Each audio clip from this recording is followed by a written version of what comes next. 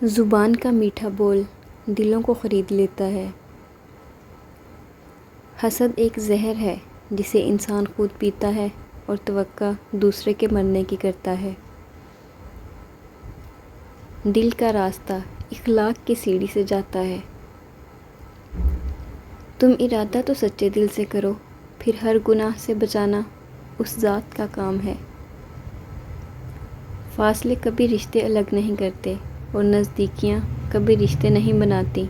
اگر احساس سچے اور پرخلوص ہوں تو رشتے ہمیشہ زندہ رہتے ہیں۔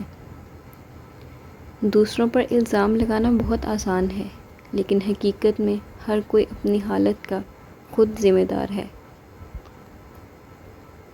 ٹوٹی پھوٹی خواہشیں، ان گنت ادھورے خواب، آنکھوں میں امید اور ہونٹوں پہ مسکان، اسی کا ہی نام تو زندگی ہے۔ اپنی ذات کے اندر ایک ایسا انسان ڈھونڈو جسے صرف اپنے لیے ہی نہیں بلکہ دوسروں کے لیے بھی جینا آتا ہو۔ رحم دلی اور احساس دنیا کا سب سے خوبصورت تحفہ ہے۔ آپ دنیا والوں پر رحم کریں، اللہ تعالیٰ آپ پر رحم فرمائے گا۔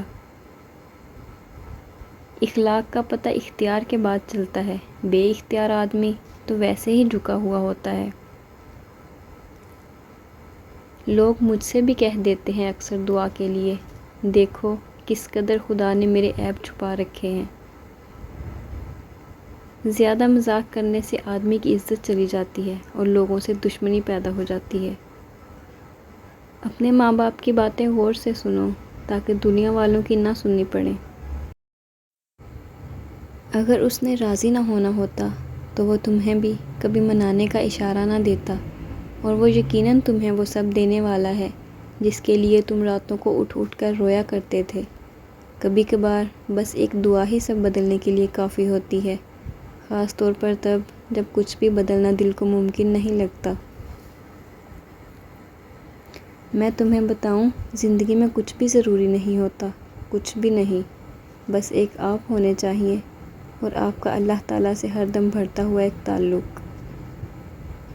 مخلوق کے ہاتھ میں نہیں ہے تمہیں نقصان دینا، بس جو تقدیر میں لکھا ہوتا ہے وہی ہوتا ہے۔ جن سے محبت کی جاتی ہے نا، ان کی عزت محبت سے بھی زیادہ کی جاتی ہے۔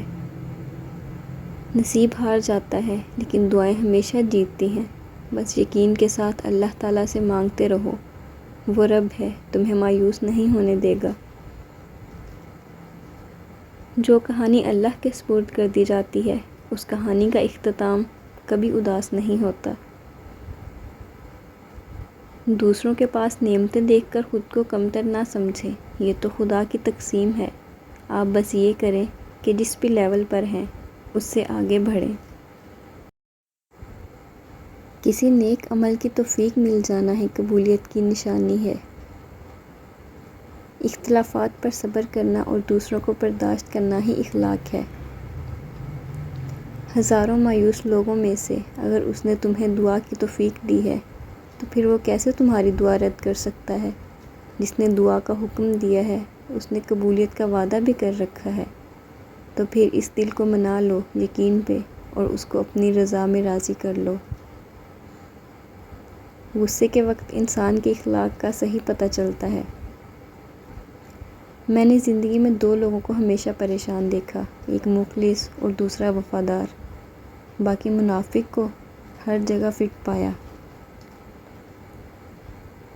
جب بہترین کی خواہش ہو تو اللہ تعالیٰ کی طرف دیکھو، اپنی خواہشات کی طرف نہیں، کیونکہ ہم نہیں جان سکتے ہمارے لیے کیا اچھا ہے، مگر اللہ جانتا ہے۔ یا اللہ مجھے اس قابل بنا دے کہ میں کسی غریب کو دیکھوں تو اس کی مدد کر سکوں۔ وہ جان لیتا ہے نیتیں بھی، ہاں وہی خدا ہے۔ کپڑے انسان کے جسم کو ڈھانپتے ہیں اور گفتگو اس کی شخصیت کو۔ اگر آپ خوشگوار اور مطمئن زندگی گزارنا چاہتے ہیں تو لوگوں سے نہ جیتیں، لوگوں کو جیتیں۔ لوگوں پر نہ ہنسیں، لوگوں کے ساتھ ہنسیں۔ اللہ کسی کی محنت کا پھل ضائع نہیں کرتا۔ غیبت ایک ایسا زہر ہے جو ایک اچھے بھلے آدمی کو ایک ہی منٹ میں کسی کی نظروں میں گرا دیتا ہے۔ کھلے عام دشمنی کر لو، دکھاوے کی دوستی نہ کرو۔